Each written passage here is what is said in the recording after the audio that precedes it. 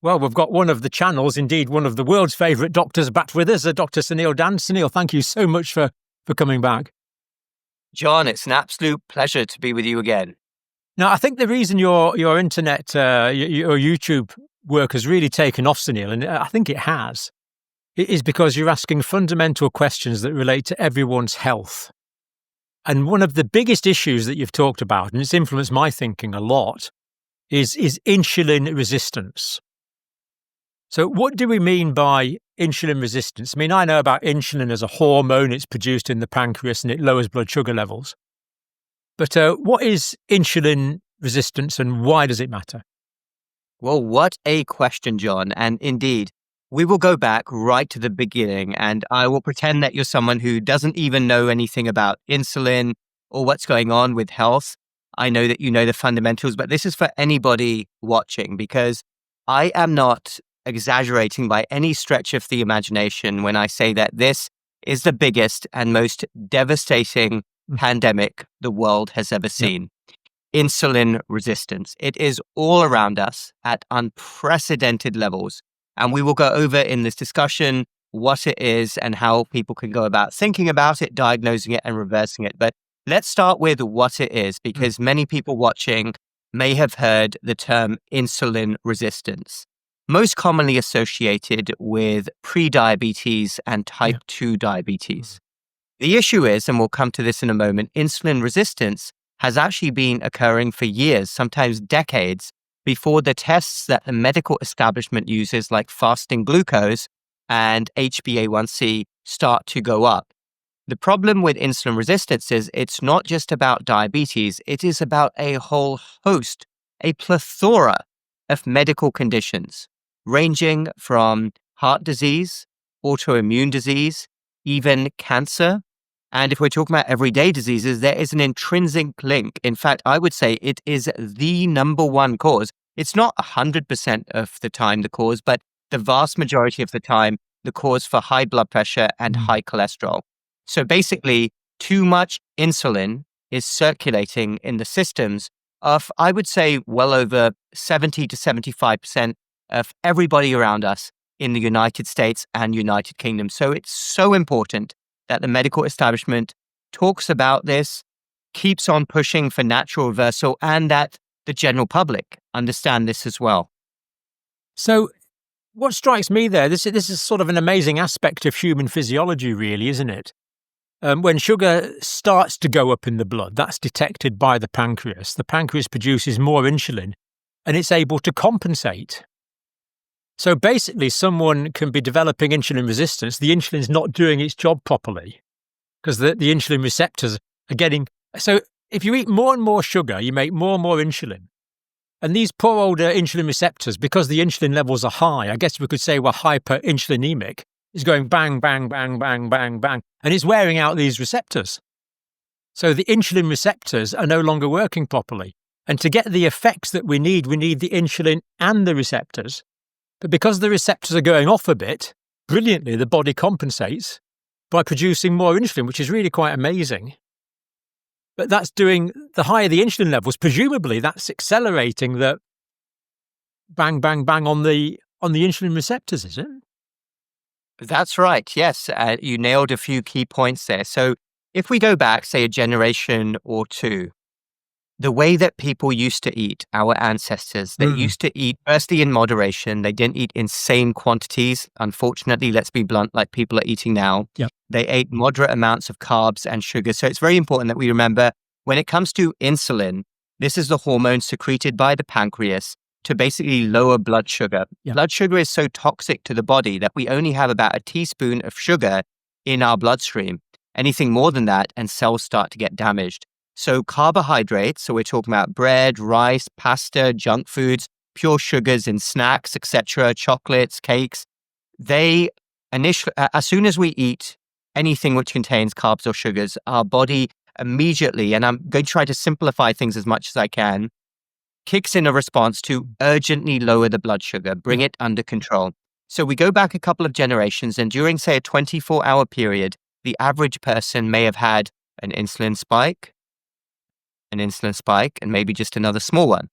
But now, unfortunately, with what I term toxic modern mainstream culture, and the fact that sadly so many people have let go of their health and other things I accept come into this as well, like mental health, spiritual health. And you compare society now to even 20 years ago. I mean, it doesn't take Einstein. Look around, and I know the UK is not far off. The US, I come back to the UK regularly, and it's probably at the same levels now in terms of people sadly letting go of their health, getting into poor lifestyle habits. So these insulin spikes from constant snacking, huge amounts of carbs and sugars during the day are happening all the time. Yeah. Okay.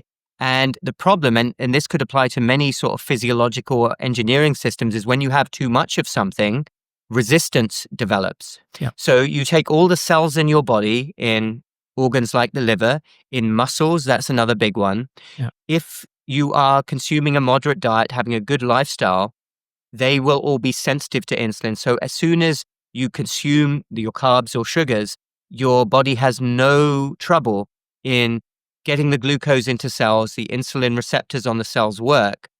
Problem is, when you overwhelm any system, and in this case, we're talking about the body, you get a vicious circle where you have too much insulin being secreted. The cells are becoming resistant to it. Yeah. They can't, and again, I'm simplifying this as much as possible. They can't take in any more glucose. The glucose in the blood starts to go up, and that triggers a vicious circle where more insulin is secreted.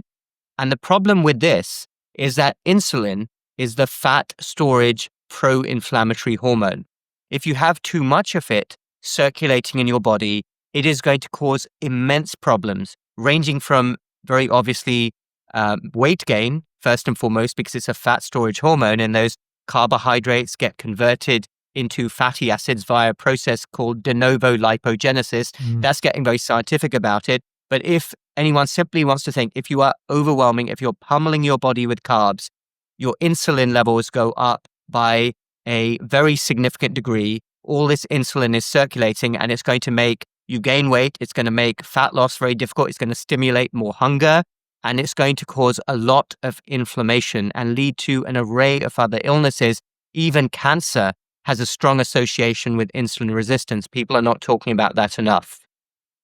So basically, we're getting, what we're doing in England really is we'll monitor people's blood sugar levels, and then we'll say, oh, your blood sugar level's gone up, so your HbA1c, your glycosylated hemoglobin might go up, and we'll say, oh, you're probably getting a bit pre-diabetic. But what you're saying is that's 10 years down the disease process.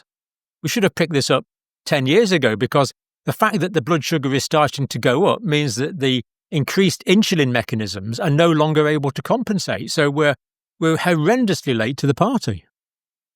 That's a good way of putting it. Indeed, John. I like that one. Too late to the party. And medical establishment, if I can be blunt again, is completely ignorant on this issue. So by the time HbA1c or fasting glucose comes up, the dam has already essentially burst. So I would liken this to supposing you have a dam. Let's take the Hoover Dam, which everyone knows in the United States. Yep. And you have a philosophy, engineers had a philosophy that they would only fix it when water is starting to leak through. Can you imagine any engineer thinking like that? But that's what we do with insulin resistance. By the time the HbA1c or fasting glucose starts to go up, it's already at a point where significant damage has been done. And I'm a huge proponent, and I believe the medical establishment will eventually do this. They're probably 15 years behind, checking a fasting insulin level. So a fasting insulin level, which is not widely done, some institutions will do it, can be checked at the same time as a fasting glucose. And from that, there is a calculation. People can go online and plug it into an online calculator in their country, and you get something called a HOMA-IR, HOMA-IR. That number should be as close to 1 as possible, which indicates you are insulin sensitive. When it starts to get up towards 2 and above, it indicates significant insulin resistance, and also eventually it will coincide with full-blown type 2 diabetes. The reason why this is so important, and something I see every single day, is that millions upon millions of patients, usually who are overweight, who are doing the wrong thing, this is in the USA and UK, are having their HbA1c checked or their fasting glucose, and their doctor is actually telling them, you're okay, your HbA1c is fine. Mm. If you check the fasting insulin and HOMA-IR, it will be through the roof. Yeah. That is because the dam is bursting. Yeah. And this can be picked up years before if only the medical establishment was invested in this process. So HOMA, HOMA. HOMA. Yeah. What does that test look for? I assume that's looking for insulin levels and other things as well? So the HOMA-IR is a calculation. Yeah. And it stands for homeostatic model assessment of insulin resistance. So right. Basically, it takes the fasting insulin and fasting glucose, and there's a calculation you can do. Online calculators now make it very easy. And if you get those measured at the same time, you can calculate your HOMA-IR. And I can't tell you how many people I've spoken to who come to me and say, oh, our doctor said we're fine. And I'm looking at them thinking, you're not fine. You have excess body fat. You're clearly heading in the wrong direction. Yeah. And then I will test a HOMA-IR and it will be significantly elevated, even though their HbA1c or fasting glucose is normal. So if you find the HOMA-IR is 1 or 2 or higher than 1, that's pathological. That shows that insulin resistance is developing. Well, it should be as close to 1 as possible. Yeah. Even if it's 1.4, 1.5, you're still okay. The point is that millions of people have a HOMA-IR level above 2. And that's what you're finding in your practice, 2 point something or higher? Oh, all the time. Sometimes it's 3 or 4. Wow. Yeah, absolutely. And it will tell you years before. And if the medical establishment was actually doing this, they could tell people years in advance, you're on the wrong track, reverse the situation naturally. And I don't live in fantasy land. I know we'll come to natural reversal in a moment, but I know that a lot of people won't follow up with lifestyle advice, but I think a significant percentage would if the medical establishment was sincerely pushing that advice, that this is a huge problem for you, you're inflamed, you're at an increased risk of more disease, you need to do something about this ASAP. So is it a very expensive test to test for serum insulin? I mean, why isn't it, what you've said is so obvious. We can detect 5-10 years ahead of time if the body's overcompensating with excess insulin production. I mean, why aren't we testing for this? Do the biochemists say, no, this is $1,000 test or something? I mean, what's the problem? It's not a particularly expensive test. And I expect if it's done more, the price will come down. It is simply, in my opinion, that the medical establishment, and this is a repetitive pattern throughout history, John, you already know this, is very slow and they are very robotic. They will do whatever their authorities tell them to do. And they often do things because it's the way things have always been done. And some of this you can say is human nature, but I do think that doctors should try to be above the very basic flawed nature of how systems operate and be encouraged to be independent thinkers, critical thinkers. I simply think, to answer your question, that doctors haven't been taught this and there isn't a push from the medical authorities to make this a priority, even though it's all around us. So really, anyone who looks, well, what you and me would call a bit suspicious, so it may be someone who's middle-aged or older, someone who's put on weight, someone who's a bit unfit. The suspicion should automatically think, that person's a bit overweight, they're underactive, the diet's not very good, they may well, in fact, they probably are insulin resistant. Let's check for insulin levels and see if their insulin levels are higher to compensate, even if the blood sugar hasn't started to rise yet. Yeah, absolutely. And this can be done with observation. Back in the day, people would look around and say, well, you are, FAT, you have a problem. And these things were all known. When you were growing up, John, this was all common sense. But the world has gone a little bit insane over the last 20 years in particular. And it was more openly discussed. Exactly. And now it's like, you can't use certain words. And I'm not suggesting shaming people. I want to approach this with empathy. No. But to be honest, when I look around, I mean, firstly, as a doctor who wants people to be well, I feel quite depressed nowadays when I go out to shopping malls, airports. I will walk around public spaces and you look at the obesity levels. When I look at somebody who's overweight, I don't look at it cosmetically. No. I'm just very sad for them, especially now it's happening at a young age. I mean, this is unprecedented. We are seeing a situation now where millions of adolescents are being diagnosed with type 2 diabetes. So they've already gone so far advanced. But when I look at someone who's obviously out of shape, the first thing that goes through my mind as a doctor is, oh, that's very sad. They are insulin resistant. They're inflamed. They're going to have physical problems and their mental health. I mean, the brain is part of the body. The brain is going to be inflamed too. And your life would be so much better if you made this an absolute priority, reversing your insulin resistance. But sadly, that's not the culture that we live in right now. To be promoting that, I hope things will change. And are you seeing this in younger people in your own practice as well as, I mean, we normally think of type 2 diabetes as well, we call it late onset diabetes, or we did. I mean, are you seeing this in younger people now as well? Well, if only it was still late onset. I mean, even when I was in medical school, it was fairly rare. Something has gone drastically wrong. So now it's one of the number one diseases being diagnosed.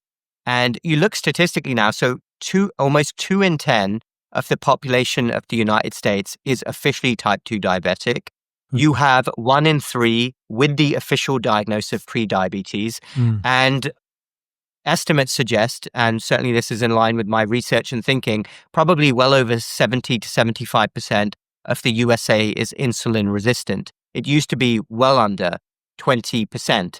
And we are seeing an explosion in adolescents being diagnosed with type 2 diabetes. I read one statistic of 40% are already there. This has dramatically accelerated since the pandemic. And you only need to look around you to see what's happened. And yes, to be blunt again, it correlates with people being out of shape. It's almost guaranteed now. Again, nothing is 100% in medicine or science, but it's almost guaranteed. If especially a young person is overweight, their body has already become overwhelmed and their cells are struggling with blood sugar management, you can pretty much guarantee that they will be insulin resistant. I would like to prevent insulin resistance in myself. What advice could you give me to prevent me from becoming insulin resistant? That is a fantastic question. Well, firstly, a philosophy that I have is that for most people nowadays, their journey towards better health should be thought of as a journey towards becoming more insulin sensitive. Yes. And no matter who you are, you can become more insulin sensitive. There's always things anybody could do. Nobody's ever going to be perfect. But in a nutshell, I mean, let's take a classic example, which probably isn't you because I met you before. You're in good shape. But if we were to not take, as good say, as I'd like to be, but yeah. Yeah, the average, say, middle-aged man, let's use that as an example. That's a big category of people that I work with who has lost control of their health over the years. The gut has crept in. They've got that dad bod, which I think should not be a term of endearment. No. Basically, belly fat, especially on a man, means that you've got visceral fat around the organs and you have insulin resistance, inflammation, and disease risk. So absolutely, if somebody came to me and said, make this, I want to do something about it, what I would say is you would focus on certain fundamentals, which we can go over one by one and then discuss. But the first one, very obviously, is diet. Focus on nutrition. 80% of your health is going to be on your plate. So you are probably consuming way too many junk foods, carbohydrates, and sugars, as we've already discussed. But be mindful of this. It doesn't mean you have to be perfect and cut back to zero. But what you should generally aim to do is minimize carbs and optimize protein intake. Most people out there are not getting enough protein. For most people, a bare minimum should be 1 gram of protein per kilogram of body weight. 1 kilogram is 2.2 pounds. So 75 kilogram person should be getting 75 grams of protein, bare minimum. I would rather it was over 100. But that's a good starting point. And basically, every time you eat a meal, think, have I optimized protein? And am I minimizing carbs? Can I cut back a bit on the bread, the pasta, the rice? You can go in small increments. And every time you snack as well, you could do the same thing. Instead of grabbing a packet of crisps, chips, or a candy bar, go for, say, a Greek yogurt, which is higher in protein. But if you adopt that mindset, that's a very good start. a great rule for a plate of food for a meal would be half protein, half antioxidants. What I mean by antioxidants would be colorful vegetables. Yep. That's a great place to start. I do think that tracking calories is a great idea. Now, there is some debate in the online community about this, but I think most people out there nowadays, when you actually show them the amount of calories they're eating, Yeah. it's utterly unthinkable. People are consuming way more calories than they need. And it's really easy nowadays with a lot of apps that you can download on your phone. My favorite is called MyFitnessPal, MyFitnessPal. And you can put in a matter of seconds your meal, the approximate amount, and it will tell you your macros, how many proteins, how much protein, fat, and carbs you're eating, and the calorie count. And you can view that at the end of every day. Well, I think diaries are a really good idea. Alcohol, for example. I've asked my students to track their alcohol consumption, and many of them are really quite taken aback. They didn't realise how high it was. And I've done that personally. If don't really drink much now, but you would write down how many units you drink, and at the end of the week, it's surprising how it can it can add up really quickly. So I think diaries are a really good way to introduce self-awareness, because people drift into these behaviours. People don't wake. Don't wake up one morning thinking, you know what I do? I think I'll take an appalling ultra-processed diet from now on. It's convenience, it's drifting. It's lack of realization. I think that's a great idea. It is, yeah, absolutely. People, unfortunately, are trapped with modern mainstream culture. And you raised a great point there. Alcohol, beverages. A lot of people are drinking sodas. That should be on your tracker as well. Definitely. And obviously, what you also should be doing, this goes without saying, is eating real whole food. Not food which comes in packets with ingredient labels that you read and you don't even recognize the ingredients. Once you see this, you can't unsee it. I always tell people, and people that I've worked with give me that feedback, once you get into the habit of actually looking at ingredient labels, you realize that it's total and utter, for want of a better word, crap that you're pouring into your body. Why would you want to do that? Try to cook from scratch as much as possible. Another really important thing with diet, anyone who's on a journey of becoming more insulin sensitive, I would highly advise a mode of time-restricted eating, also known as intermittent fasting. It is superb for body fat loss and keeping your insulin levels low. So go gradually, don't have any shock to the body. But I have seen a lot of success, people who have a 6 to 8 hour eating window. So first meal around, say, 11 or 12, last meal around 6 or 7. And what that will mean is for most of the day, you're in a fasted state, and your insulin levels are being kept low. And that gives you a great chance, your body, a big chance to heal. And for the times you are hungry with that type of regime, it's much more tolerable, because you might be a bit hungry, then you go to sleep usually. And I know some people can't go to sleep when they're hungry, but you do get over that. You do get used to it. And your body does adapt to this sort of time-restricted pattern. And I think it's important to mention with proteins as well, Suneel. We're not just talking, obviously we're talking animal products, so meat, egg, fish, high in proteins, but also all the vegetable sources of protein, which are excellent. All the legumes, the peas, beans, lentils, all the nuts, all very high in protein. And they're providing micronutrients and fiber as well to support the microbiome. So it's a win-win situation. Absolutely, it is. Yeah, beans, legumes, I'm a huge fan of them myself. And you have to sometimes be a bit careful because they do contain starch and carbs. But generally, as long as it's in moderation, you will be okay with it. I find over 90% of people that I talk to, interact with, they are not consuming enough protein. And protein has other benefits too. It helps you to feel more full compared to carbs or junk food, where you have where you feel like you're full for a tiny amount of time, then you have a desire and more cravings again. Protein also helps with fueling muscle, which we'll come to in a moment as well. But if you can throw in time-restricted eating, get into that habit while monitoring your total intake, cutting back on the likely significant amounts of food that you're eating, it really can result in transformation. I mean, I work with people who feel better literally within a week or two, because so many people don't realize what they're doing. I have my own method, my own program, which people are free to go to my website to check out, where It's unbelievable. People will give me feedback and say, we've realized that we have a problem. We are committed to this journey, and we're going to go on this journey of becoming more insulin sensitive. And most importantly, we're doing it entirely naturally, which is always the best way. But people listening shouldn't underestimate. If you're one of these people that's stuck, you've got into bad habits, don't underestimate. Once you do all of these things, and we'll come to the other pillars shortly, your mental health will literally transform. Your body is yearning to heal, yearning to become more insulin sensitive.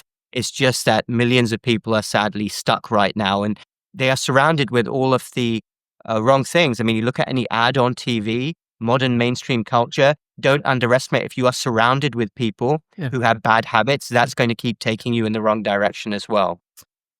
Absolutely. Yeah. So diet 80%. What would we go on to next, Suneel, after that? Yeah. Next up, we will, no surprise, focus on movement, exercise.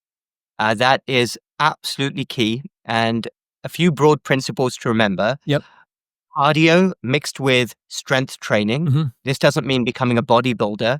Even just light dumbbell exercises, 20 minutes, 3 times a week can bring significant benefits, because as you build up a little bit of muscle mass and get stronger, you will also be increasing your physiologically active tissue, which helps your journey towards becoming more insulin sensitive. And I find this is something that most people who could be doing are not doing as well.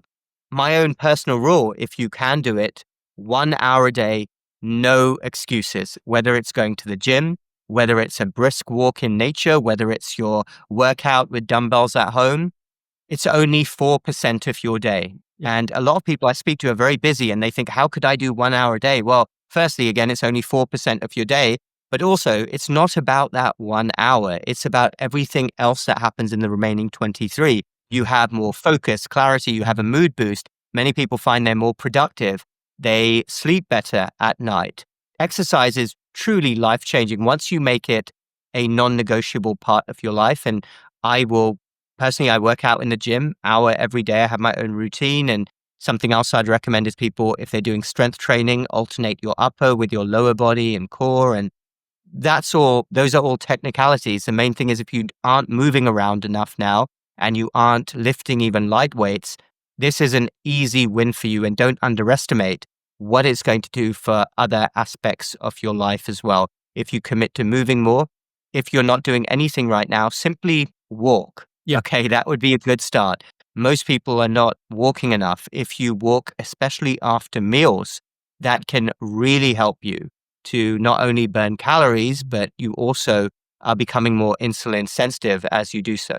And getting outside I just find getting outside therapeutic in itself. So age-specific, fitness-specific programs start very gradually, but get outside, do some walking, and whatever's possible for you as an individual, and build on from. There's always a fitness gap. I think, whatever age you're at, there's how fit you could be, or whatever age you're at with whatever medical conditions, how fit you could be, and how fit you actually are. So it's a matter of maximizing your personal potential and doing what's right for you as an individual. Yeah, that's so true. Apart from maybe the most elite athlete, everybody can improve in this realm. And again, it's your journey and committing to it and saying, this is my number one priority in life, which, as far as I'm concerned, it should be. Nothing should come before your health. And you should remember that every time you say no to the bread, every time you say, I'm going to fast for an hour longer, every time you say, no, I don't feel like it. This is part of the, obviously, when I'm motivating people as well, these are my lines that I use because I believe in them myself. It's those moments, John, where you feel like not doing something, where you can overcome that. Not only is that the highest level of being, but that is going to bring you success. So it's those moments where you're, I just want to sit on the couch and watch TV. If you can say, no, I'm going to get up and move because I know I'm going to feel better and it's going to do a lot for my health. If you have a consistent number of those moments, that is what is going to accelerate you towards better health. And the little victories are really encouraging, aren't they? So every time you can manage that, miss that slice of toast or biscuit and maybe have some pumpkin seeds or something, something instead. And these things do become habit. You do get a good habit, and your palate is sensitized as well. When you eat less carbs and less sugar, if I go out for a meal now, I'll sometimes have a sweet, and I basically can't do it anymore because I'm so used to lower sugar foods at home. I just find it sickly.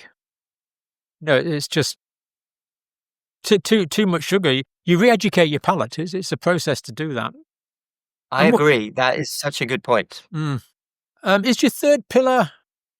I can think of several I would go for next. What are you going to go for as your third one? So my third pillar is stress. Okay, right. Yep, stress management. So I've seen a lot of people. I've worked with a lot of people. I struggle with that one. I think a lot of people do.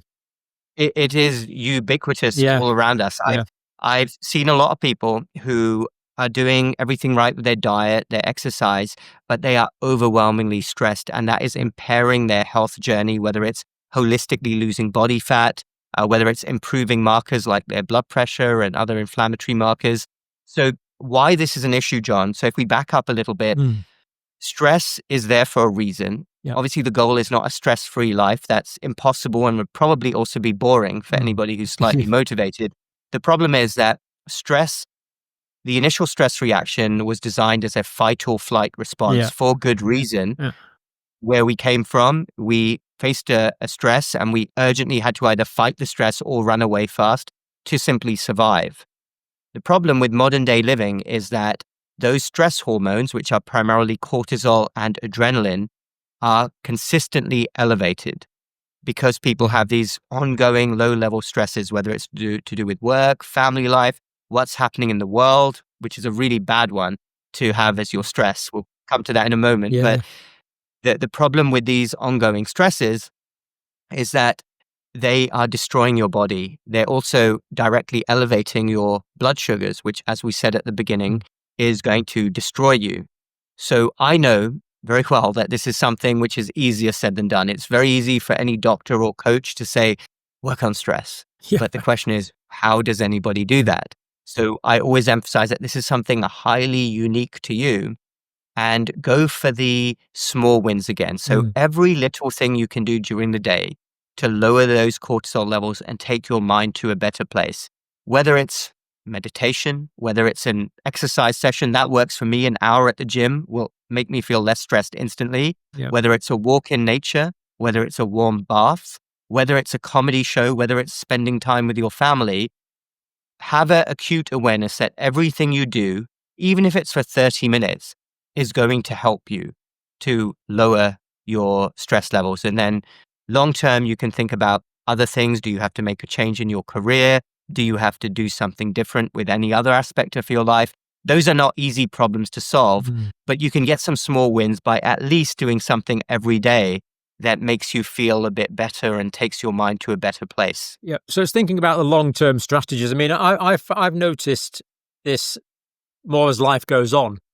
You know, when you're younger, you think, oh, I'll take that on and I'll take something else on. But now I try and anticipate. I think, well, you know, if I do that, there's an element of risk associated with that, and that could be stressful. So I guess you become more risk averse as you get older.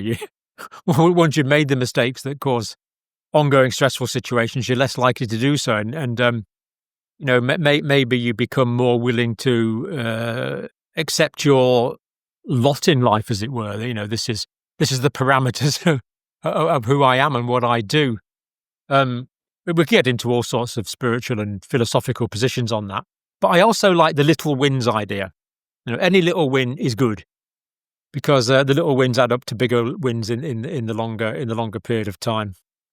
But they do. It could be something like a little walk outside. Go for a walk. I do this frequently when I work in the hospitals. Like, there's a lot going on. I'll have 5 minutes downtime and I'll go outside and walk around the perimeter of the hospital. Very little thing, but these little things add up. If your mindset is the same as having a mindset of, I will optimize protein every time I eat. Yep. It's like that. So you just have that mindset, and then every small thing you do is just helping your body stay well. And breathing exercises, just have a sort of a fallback mechanism that you can go into yourself, and that's. But it's not an easy one. It's not. Modern life. Well, Yeah. I'm quite a lot older than you, Sunil, and I'm still working on it. So don't not Oh, pretend. yeah. There's a lot going on every Not, single day. But not the pretend. irony is that, yeah, we are actually so much better off and have less going on than our ancestors, who would probably laugh at us with our stresses, and they'd say, we had to deal with world wars, we had a draft, we had poverty, we had like a ration where all we had was like a little bowl to eat for 3 days. But humans being humans will always find something to be stressed about. I would like to add a word about social media Yep. and what that's doing, because this is absolutely huge. And I've seen some very intelligent people get sucked into that vortex. Certainly. This is personally, and I've talked about this before with you, I'm a huge fan of Stoicism as a philosophy of life, like distinguish between what's in your control and what's not. But be very careful with social media algorithms, because they're very clever. They want you on their platforms, and they will keep throwing you what they know pushes your buttons. And if you're wasting time on that, I would highly suggest taking a step back and probably not looking at the news for more than 5 minutes a day. Definitely not getting sucked into online debates. It is a complete waste of your precious time. Yep. Fourth one, are we going to be talking about sleep? Or do you have a different Wow. fourth one? No, we're going to be talking about people having the ability to read other people's minds, Oh, because go that's on. what you just did. Yeah. No, Is it- that's what you just did, John. Oh, okay. It's sleep. Yeah. Right. No, I was thinking Yeah, sleep that might was be the next one. Right. fantastic. No. It was just it's just a guess. But go on, please. No, that's great. Well, I you mean, obviously, I am the worst for sleep hygiene. I'm appalling. I Yeah. will think, oh, I'll just do a bit of video work, and of course, this is on a screen. It's probably 10 o'clock at night. Oh, I'm not ready for bed yet. I'll just watch a YouTube video, and you end up looking at a screen till 12 o'clock at night, and then you wonder why you're not tired. I'm so bad. It's just, tell me how you deal with it though. Yes, sleep is an area where many people also fall behind who are doing other things right. Yep. We've seen studies with shift workers who work at night. Sleep it should absolutely be non-negotiable as well. I think this is easier to sort of to be insistent upon rather than stress, for example, where there's external factors. You can carve out time and say, I will sleep every night. If you can't sleep every night, at least 5 nights a week, you need to be sleeping. Optimal amount for most people is somewhere between 6.5 to 8 hours.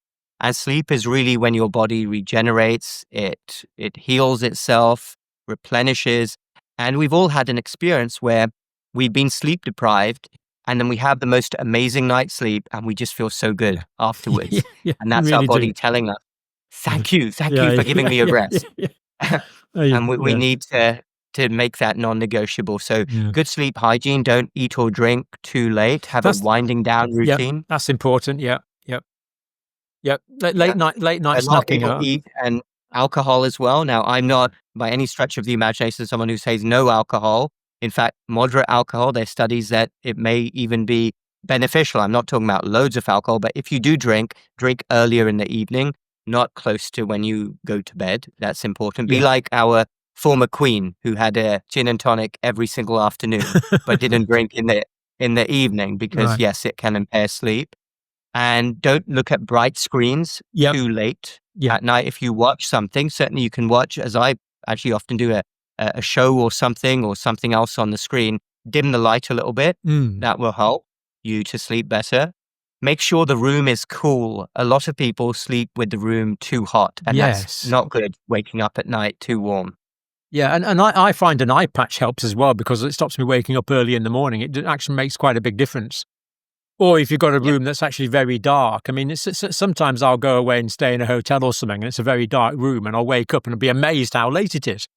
Because, you're in a blacked out room. I think that's quite important. Sleep hygiene. Yeah. My weaknesses are faffing on with electronics at night, eating after tea time. Don't drink as much as I did, but it certainly has been a problem at various times, and they all add up and they really mess up your sleep. And you've said the best thing of all there, John, is that you have that self-awareness. So you already know where you fall down, and that is the first step. And you can easily, if you're not perfect, none of us are perfect, you could say, okay, well, I'll work on this, I'll do this, and it quickly adds up, as we've already alluded to. Yeah. And every time you fall down, get up, dust yourself off and start again, because we're all going to get it wrong. And with all these things, we're all going to mess up on our diet. We're going to mess up on our lack of movement. We're going to mess up on our stress. We're going to mess up on our sleep. But the body's got amazing powers of healing and regeneration. We can recover from these things. It has. Yeah, that's very well said. It's our temple at the end of the day. It's all we've got. And I view this very much as a spiritual journey as well. Because I've got spiritual as number 5. I mean, arguably you could put spiritual at number 1, but yeah. Tell us what your thinking is. Yeah, so spirituality, I mean, it goes with mindset as well and how you're feeling in general. But I actually think, and I've made videos on this before, that what we've seen with the metabolic health catastrophe over the last 10 to 20 years in particular, especially in young people, is a spiritual crisis. Now, I'm not necessarily talking about religion or God. Personally, I believe in God, and that's one reason I think it's the biggest thing you can do is to take good care of a gift you've been given from God, which is your body. Amen. That's how I view this. But even outside of religion or even belief in a God, you can say that when people are feeling well and good about themselves, usually the first thing they want to do is take good care of themselves. And if I may use the term, look good. And that is why I am so very concerned, and I don't think enough people are talking about this. Go out now. This is everywhere all around us. How many people under the age of 25 have obviously completely lost control of their health? They are being medicated with all sorts of medications, including antidepressants. They are addicted to screens. They're not moving around too much. And this is the biggest red flag of all that I see for our future as a society. I don't think I'm exaggerating by any stretch of the imagination, but John, can you imagine what this is going to be in 10 years' time when all these people who are 21, 22 are being diagnosed with type 2 diabetes, heart disease? I mean, catastrophe is not even a strong enough word, but I would really say that it's not the food. I know a lot of people online think, oh, let's blame food corporations. Yes, food corporations are terrible. I don't disagree with that.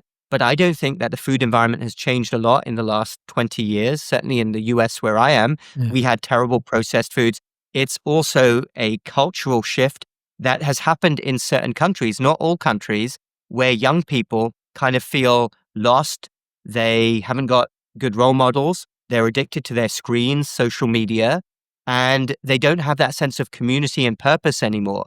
And when that happens, when young people are losing hope, and young people, let's be quite honest, John, should be in the prime of their lives. They should be saying, I want to look good. This is really important to me to be healthy. But we've lost that. Something really bad has gone on spiritually. And I can't say what the solution is because I think this is very complicated, but I can diagnose the problem.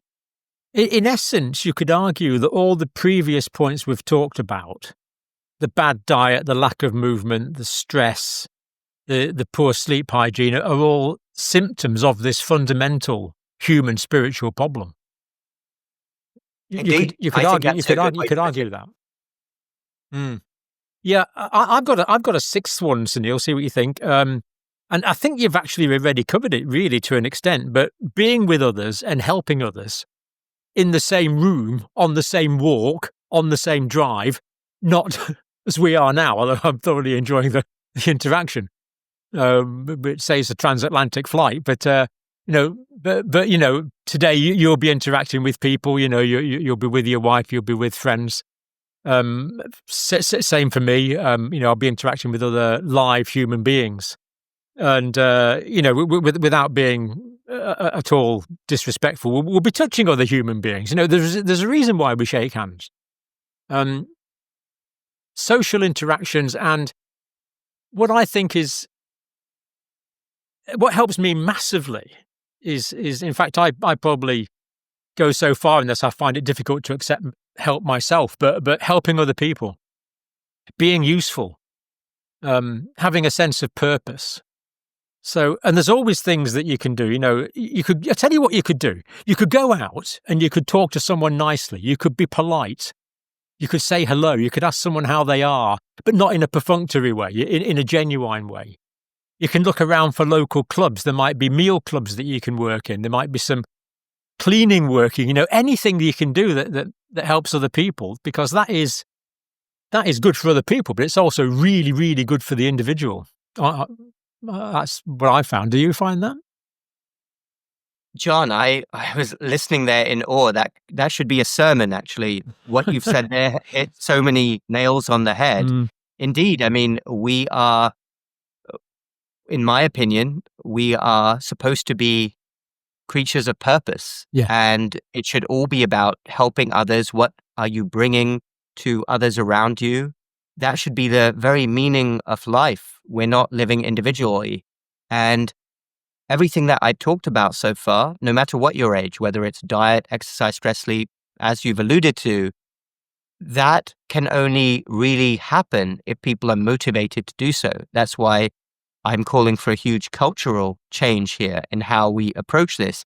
But it is no surprise whatsoever that the catastrophe that we are witnessing at all ages, but especially again focusing on young people. And it is a catastrophe. We are witnessing a metabolic catastrophe, and catastrophes in many ways. This is not overstatement. This is an objective evaluation of the situation. Oh, it's unprecedented, John. Yeah, I mean, give it 10 years. What's about to happen? I think every doctor should wake up in a cold sweat over this.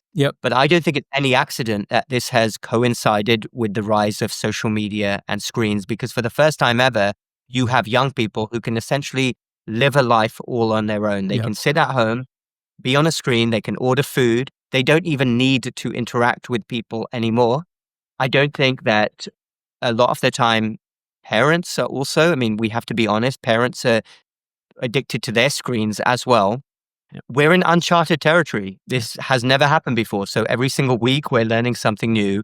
It's just absolutely awful. In my opinion, the medical establishment should be all in on this. Metabolic health should be the first thing they think about, because these are all, anything I've said is not revolutionary. It's been known for thousands of years. Hippocrates talked about food as medicine, and every single religious text in history, John, has talked about moderation. What are 3 of the 7 deadly sins? Gluttony, and what's the other one? Greed. Sloth, greed, gluttony. And when you have a society that forgets these basic fundamentals, again, I want to approach this with empathy. Bad things are going to happen. There's no way around this. I think this whole weight loss injection craze is beyond stupid and also dangerous, because you're trying to fix, as the pharmaceutical and medical establishment thinks, they're trying to fix a lifestyle problem with a pill or an injection, and you can't do that. You can't have these quick fixes. And I'll say one final thing in the spiritual realm. I personally believe, this is just my personal belief, I believe that God put us here to be the best possible version of ourselves, to serve others, and to work hard, reap what we sow. You can't bypass these rules. They're laws of the universe, as far as I'm concerned. You cannot inject your way to good health. You have to work hard. You have to treat your body well. If the manufacturer says this car runs best on petrol, and I say, no, it runs best on diesel, I know best, and you put diesel in it, you'll soon find out your car doesn't run very well. And I think everyone would agree with that. We're here to try and be the best version of ourselves. We're created for a purpose. And I know actually from interacting with my comments that 90% of people watching will agree with that. And to me, it's just a sort of completely self-obvious truth. I maybe got a 7th. See what you think, Suneel. I'm just wondering, we have a word called iatrogenesis, don't we? Yes. Iatros is Greek for doctor. Doctors can cause problems. Is this something you've got any views on? Oh, yeah. I mean, with regards to the metabolic health catastrophe, I think it doesn't help if doctors are not invested in this. We've talked about how they don't diagnose insulin resistance. I know doctors are overwhelmed. I know doctors are working in a terrible system, whatever country we're talking about, USA or UK. But the medical profession absolutely is not even remotely invested in this. Like, I'll give you an example. They will say the odd line to patients for 2 seconds. Oh, maybe you should exercise more, and leave it at that. And then it'll be straight to the prescription. there isn't an emphasis on this. And the problem is, we've already mentioned weight loss injections. We're throwing medications that Yeah. for high blood pressure, cholesterol, other inflammation, and all of these medications where we're talking about a lifestyle illness are just band-aids. Again, we'll use that example of a dam bursting Mm. where you are just waiting and waiting. You're putting little filler on it, but it's just waiting to burst. And you never touch the upstream problem. That's the problem with the whole medical paradigm. And that is why every single year, John, what happens? Rates of prescriptions go up, illnesses go up. There isn't one single illness out there, whether we're talking about heart disease, depression, high blood pressure, where once the pharmaceutical industry gets involved, the rates of that illness and prescriptions haven't skyrocketed. Yeah. I'm not saying you don't need the prescriptions. Of course. Clearly, of course, they play a role, but our whole philosophy is wrong. And what I grapple with on a daily basis is how do you fix a system where collectively the minds of doctors are broken? I mean, what I've talked about today seems really obvious to me. It seems very obvious that this is what we should be focusing on. But often when I speak to doctors about this, I'll get like this blank stare, like they don't understand it or they don't think it's their job to do it. Their job is just to fix things temporarily and move on to the next patient. Yeah. Do you have any thoughts, John, about how we can possibly fix this? I mean, I think videos like this are an important step in that process because I think there's actually a groundswell, not necessarily amongst professionals, but amongst ordinary people, ordinary viewers, or people like me and you and the viewers, who are rejecting that and realize that it's not a quick fix. And I think if there's this groundswell of opinion, eventually the medical establishment, if you like, will have to start listening to that. But the thing that really, in my mind, is the block is that a lot of people are making a lot of money from the status quo. A lot of people are making a lot of money from medicines. Now, of course, you need medicines when, you sometimes you need them. They're life-saving. I've given medicines that have saved people's lives. I've taken medicines that have probably arguably saved my life in terms of antibiotics. So sometimes it's necessary. But we have this whole establishment that is somewhat against everything, the whole principles we've talked about in this video, and unpicking that is difficult. So I think it's a combination of bottom up, where the groundswell, the crowd is demanding change, but also I think we need top down change where there's control at the political level, where vested interests are controlled and moderated. So I think we need this top down and bottom up approach. The top down political approach is really quite hard, and as individuals we can't do that. But every individual who's watching this, and if you've got to this stage, well done. Go out, make those small choices we've been talking about, and they'll accumulate into the bigger choices, into the bigger lifestyle factors, and you will get the benefit from that. Indeed. Yeah, absolutely. It's all about everybody making their own decisions and doing everything for themselves. Yeah. And I know, again, this runs counter to modern mainstream culture because sadly, for the last 20 years, everything has to have an external cause. And this is the very basic fundamental problem that we have, is that nothing... I'll give you an example. The current administration in the United States, which I think is doing a lot of good things finally, I believe that they are focused on things which are rearranging deck chairs on the Titanic. Like they're working with food corporations to change a couple of ingredients here and there, like removing food dyes. Okay, I'm not saying they shouldn't do that. I think that's good. Yeah. But the problem is the food is already complete crap anyway. Yeah. And they changed one ingredient in food, which is horrible. A few days ago, I actually saw a post from, it may have even been from RFK Jr. himself, and I'm a supporter, but I'm also somebody who always tells the truth and will always be critical of anybody, no matter what side of the aisle they're on. RFK Jr., for all the good things that he's trying to do and raise awareness of, put out a post about how they were really focusing on healthier kids, and they were talking about trying to push for better food in schools and trying to push for kids to move more. but they kind of skirted around the main issue, which is, of course, kids are horribly out of shape now.